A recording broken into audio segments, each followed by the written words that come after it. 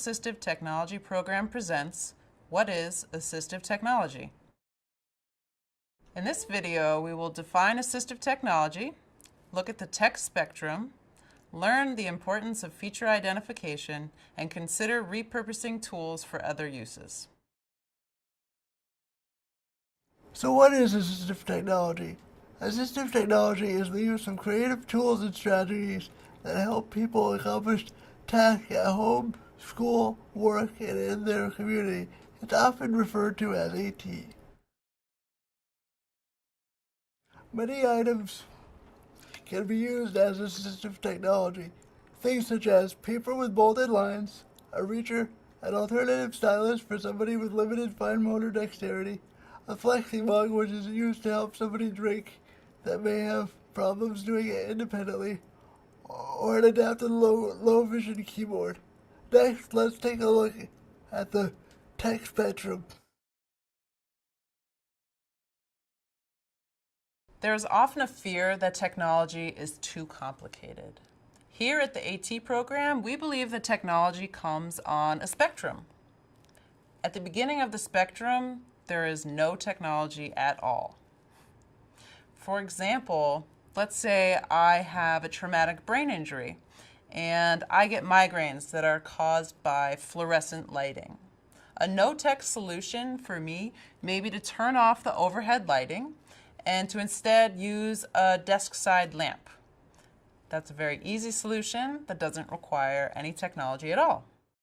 When it's not possible to change the environment or schedule to accommodate a consumer, we would next consider a low-tech solution. Low-tech solutions are often found right off the shelf. They're usually inexpensive and they require basically no training. So that's really great for these consumers that are still scared of technology.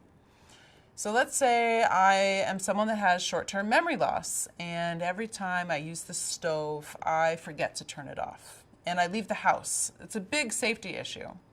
And so in order to accommodate my need, I'm going to try a simple timer, such as a cube timer that flips to the time that I need. And after the specified time on the timer, it goes off. It's very loud.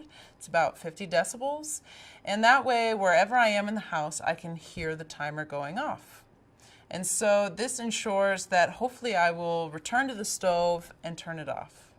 This is a low-tech solution. Again, it doesn't require very much training, and it can really provide a big benefit to this individual that is currently undergoing a safety issue.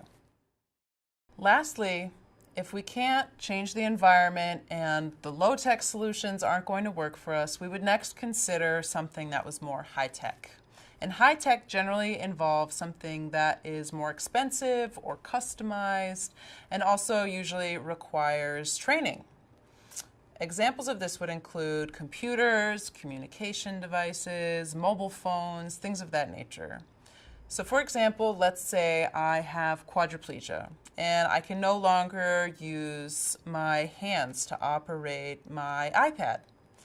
I'm going to explore something called switch access, and I'm going to actually operate the iPad using my head and two switches. And one switch is going to move an icon on my iPad to the next, and the other one is going to select an item. And with this device, I can actually operate my iPad using just my head, and that opens up an entire world to me. I can call my family now, I can potentially turn on lights and open doors, I can check my email and communicate over social media.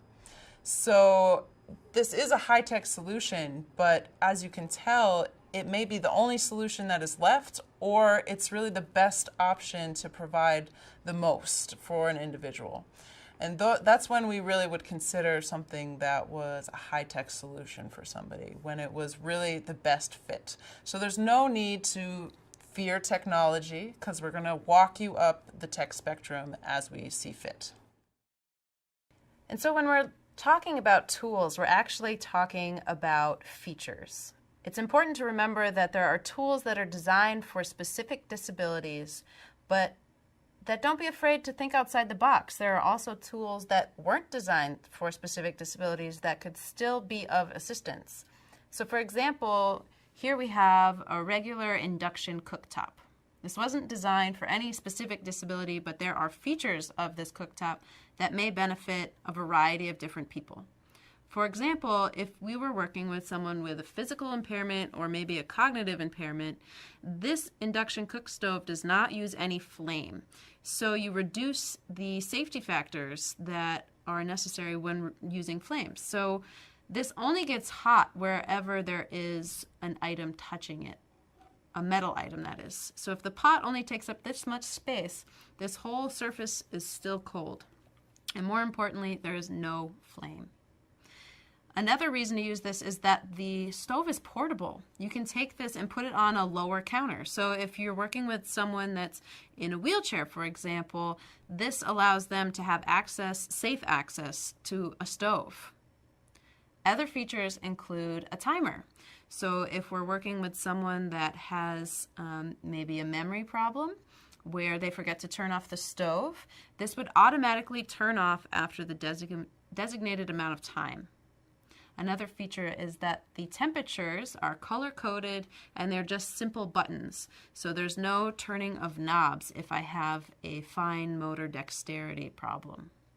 So as you can see, this tool wasn't designed with any disability in mind, but it could benefit many different people. So when we're talking about tools, it's never just the tool. It's all about the features and it's all about the consumer.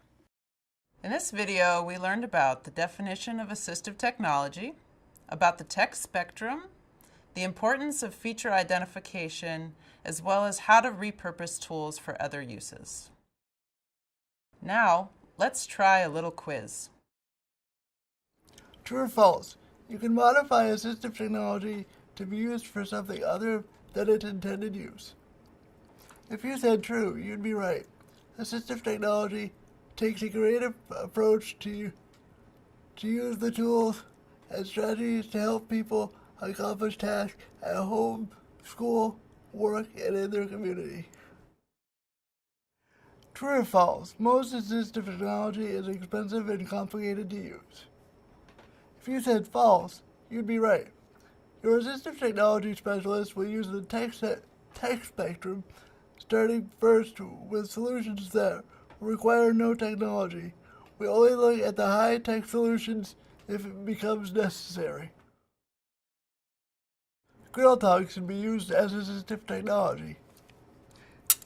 If you said true, you'd be right. Grill tongs can be used as reachers to pick things up off the ground or from a shelf.